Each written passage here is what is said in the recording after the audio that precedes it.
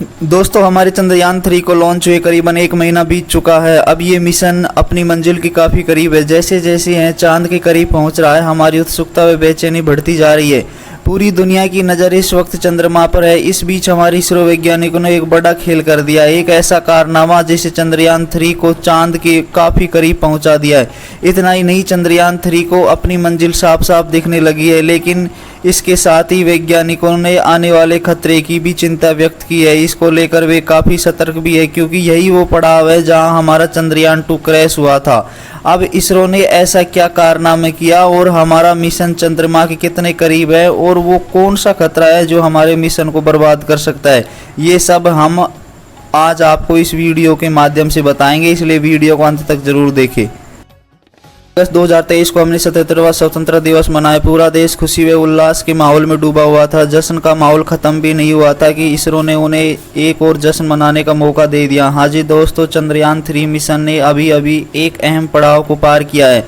अब ये सब कैसे हुआ, आइए इसके बारे में डिटेल से बताते हैं। असल में 16 अगस्त की सुबह चंद्रयान 3 चंद्रमा की चौथी कक्षा यानी चांद की अंतिम कक्षा, चांद की सतह से करीब 1000 किलोमीटर की ऊंचाई पर उसके चक्कर काट रहा था। लेकिन सुबह में इसका ऑर्बिटर पूरा हो गया और चांद से 1000 किलोमीटर की दूरी कम करके इसे 100 किलोमीटर की दूरी करके चांद की 5वीं अंतिम कक्षा में भेजना था। हमारे इसरो वैज्ञानिकों ने इस पड़ाव के लिए पूरे तैयार थे। हालांकि उनके मन में टेंशन अवश्य थी, क्योंकि ये कोई छोटा मोटा काम नहीं था, लेकिन उन्हें अपनी कैलकुलेशन पर पूरा यकीन था। इसके चलते सुबह 8:38 पर वैज्ञानिकों ने एक बटन दबाया और चंद्रयान 3 का इंजन ऑन किया और उसे 100 किलोमीटर वाली परिधि यानी चंद्रमा की 5वीं अंतिम कक्षा में ले आए। अब ये कहने में जितना आसान है, असल में करना उतना ही कठिन है, क्योंकि वैज्ञानिकों को लाखों किलोमीटर दूर बैठे बैठे पृथ्वी पर चंद्रयान 3 कैलकुलेशन लगाना था कि चंद्रयान 3 को किस दिशा किस रफ्तार से आगे बढ़ाना है। ऐसा करने के लिए कितनी देर से और कितनी पावर से इंजन को चालू करना है। इस मिशन में गलती की गुंजाइश ना के बराबर थी, लेकिन एक छोटी सी कैलकुलेशन में मिस्टेक अब तक की गई सारी मेहनत पर पानी फेर सकती है। लेकिन हमारे वैज्ञानिकों ने बिना किसी गलती के इस काम को अंजाम तक पहुंचाया। इसके लिए वैज्ञानिकों ने चंद्रयान 3 के इंजन को 1 मिनट के लिए ऑन किया।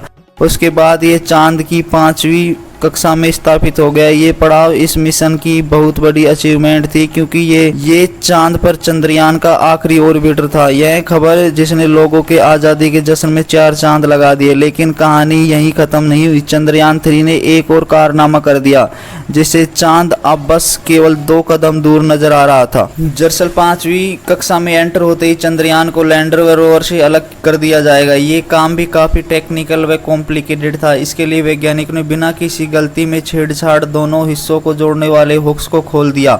अब लैंडर व रोवर की गति एक समान थी, इसके लिए अब लैंडर व रोवर की गति एक समान थी, इसलिए हुक्स खोलने के बाद भी ये एक झटके से एक दूसरे से अलग नहीं हुए।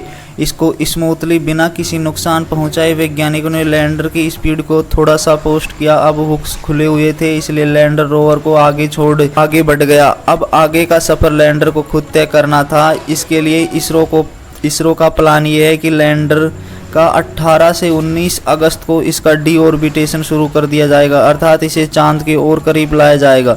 आने वाले दिनों में लैंडर 100 × 30 किलोमीटर की कक्षा में पहुंच जाएगा और इसी तरह आगे बढ़ते बढ़ते पहले ये अपनी लैंडिंग लोकेशन को डिटेक्ट करेगा और उसके बाद अपने रेट्रो बूस्टर की मदद से 23 अगस्त को शाम के करीब 5:47 पर चंद्रयान 3 चांद की सतह पर उतर जाएगा। लेकिन ये मिशन का सबसे मुश्किल व पेचीदा फेस होने वाला है। आपको क्या लगता है, हमारा मिशन चंद्रयान 3 सॉफ्ट लैंडिंग सफल हो पाएगी या नहीं? कमेंट बॉक्स में बताएं। और अगर आप इंडिया से हो तो लाइक और सब्सक्राइब करना ना भूलें।